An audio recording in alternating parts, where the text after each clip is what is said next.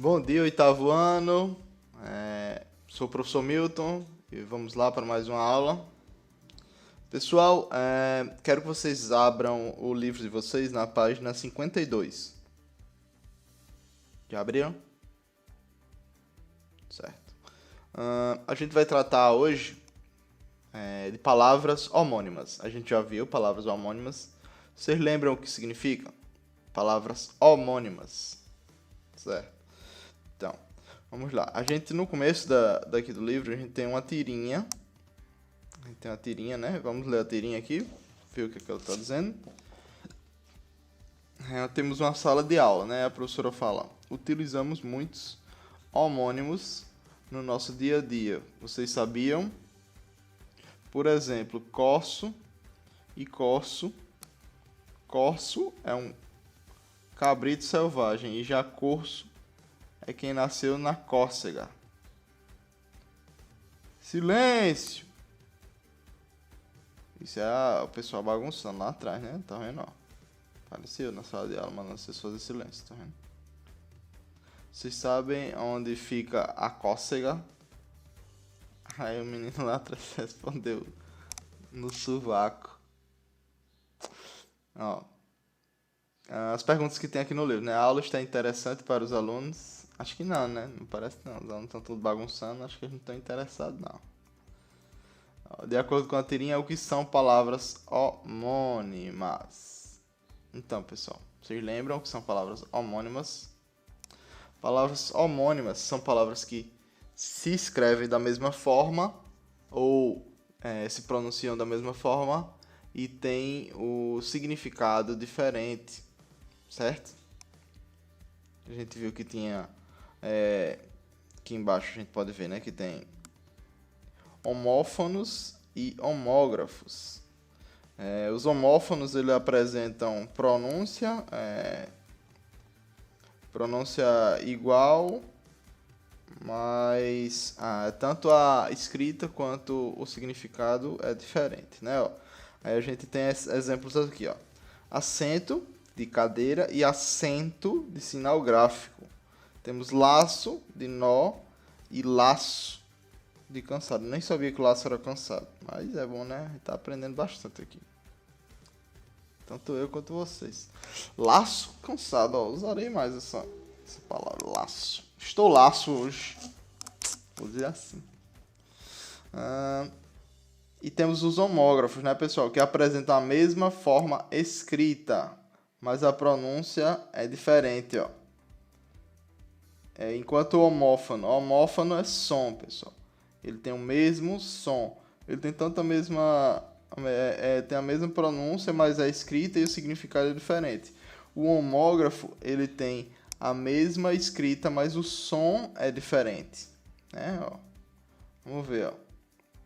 Os exemplos que ele tem aqui, ó. Filósofo, que é um substantivo, e filosófo, que é um verbo.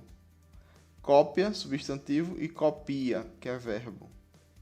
Tá vendo? E ainda há homófonos perfeitos, que a gente também viu na aula passada, né? As palavras que apresentam a mesma grafia e mesma pronúncia, mas têm significados diferentes, como pelo, que é preposição, ou substantivo, pelo da barba, da sobrancelha, dos braços, do sovaco, né? O menino falou ali, né? Então, pessoal, muito simples, muito fácil. Só queria relembrar um pouquinho os homônimos para vocês.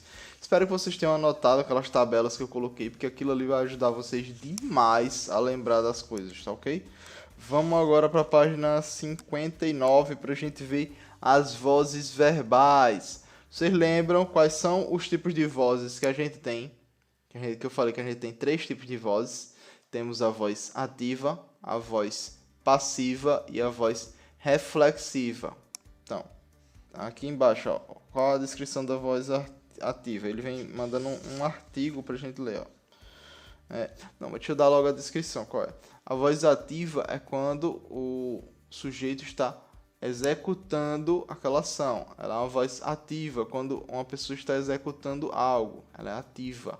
A voz passiva é quando ele está sendo alvo daquele processo, quando o processo está acontecendo com ele. Isso é a voz passiva. E a voz reflexiva é quando o sujeito ao mesmo tempo está fazendo algo e sendo objetivo desse processo, tá certo? Vamos ver aqui o texto que eles deixaram pra gente. Aqui, ó. Primeiramente, é na parte da voz ativa. Lá na página 60. Virem a página aí e vejam na página 60. Em tempos de calmaria, os cangaços dividiam o tempo entre fé e o prazer. Jogavam cartas, bebiam, promoviam lutas de homens e de cachorros. Faziam versos, cantavam, tocavam e organizavam bailes. Para essas ocasiões, perfumavam muito.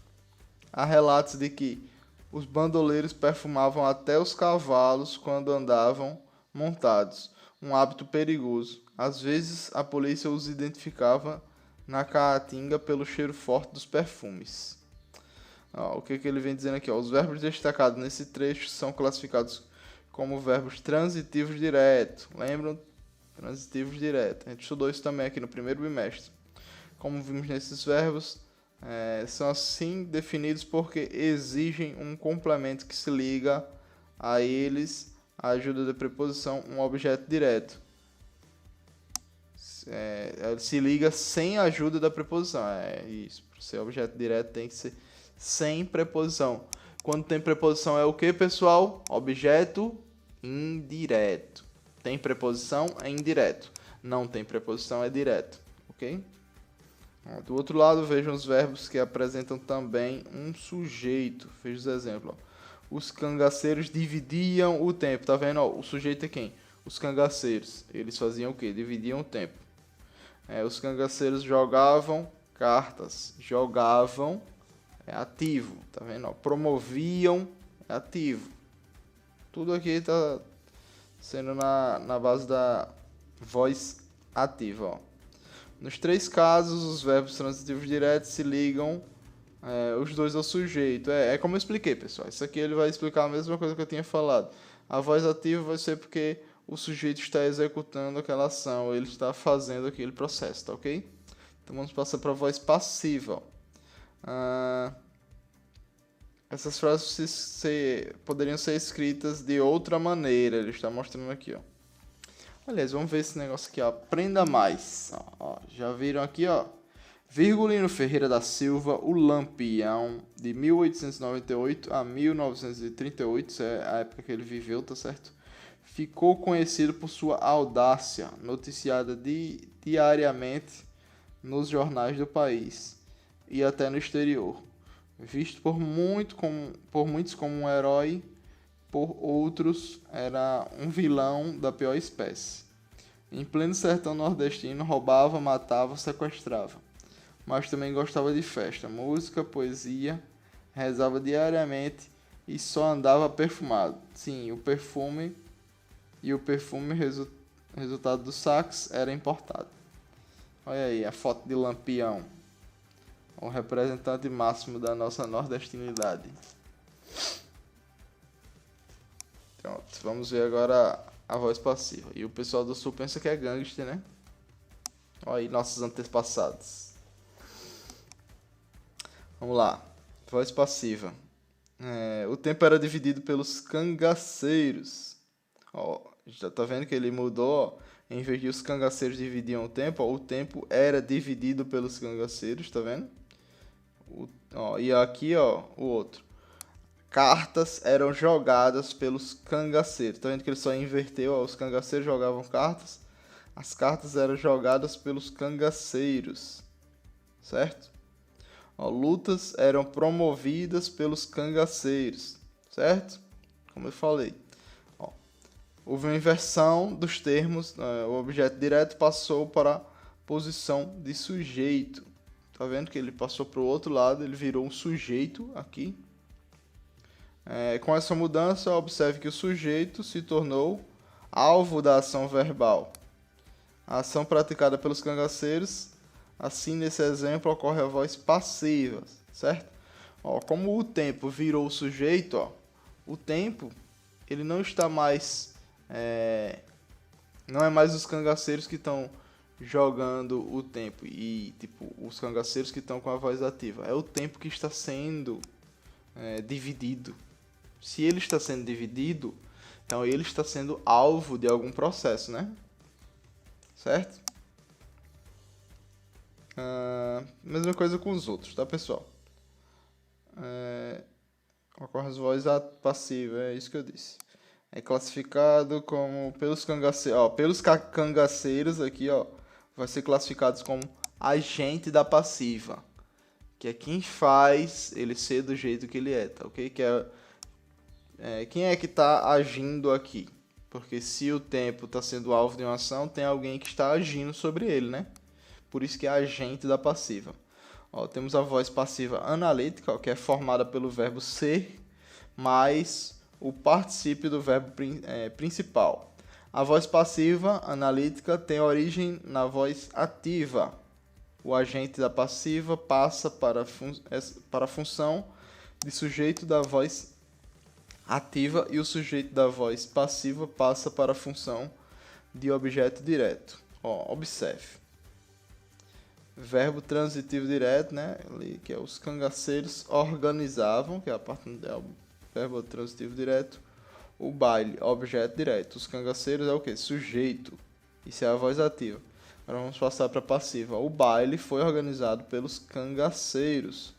Ó, foi organizado, vira o verbo. Não, organizado é o verbo transitivo, né? Transitivo direto. E foi é o verbo ser. O baile vira o sujeito aqui, em vez de ser o objeto direto. E pelos cangaceiros, ele tem o quê? Agente da passiva. Temos o agente da passiva. Que nem o exemplo que foi dado antes, certo? Foi isso daí. E agora temos a voz passiva sintética. Vamos dar uma olhadinha aqui, ó. Ele vem dizendo que também pode ser chamado de pronominal. É formada por um verbo acompanhado pelo pronome apassivador se.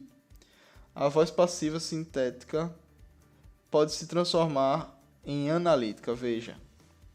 Organizou-se um baile. Um baile foi organizado. Aqui é a voz analítica e a voz sintética. A voz sintética, ó, organizou-se.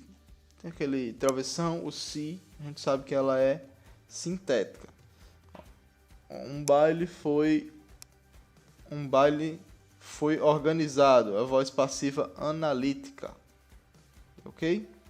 E por último, pessoal, a gente tem a voz reflexiva.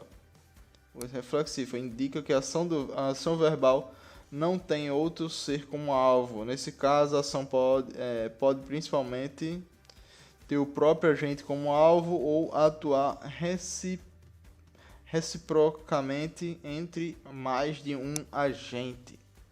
Ó, pessoal, quando a gente tem o próprio agente como alvo, como é que fica? Os cangaceiros se perfumavam. Porque quem é que jogava perfume neles? Eles. E em quem eles estavam jogando? Neles mesmos. Desculpa. Eles se escondiam na caatinga. Ó, eles, tá vendo que aqui é porque ele tá dizendo que eles é um conjunto, se escondiam, mas era eles e eles mesmos, de todo jeito. Entenderam, pessoal? Então, quero que vocês respondam agora o exercício da página 63, tá ok? Tem um texto aqui. Leiam esse texto e respondam o exercício da página 63, que vai até o comecinho da 65, tá ok? Leiam o texto e façam esse exercício. Não vai dar tempo da gente ler o texto todo aqui em aula, tá certo? Mas eu quero que vocês leiam aqui. O texto se chama... Não tem um título exato do texto, mas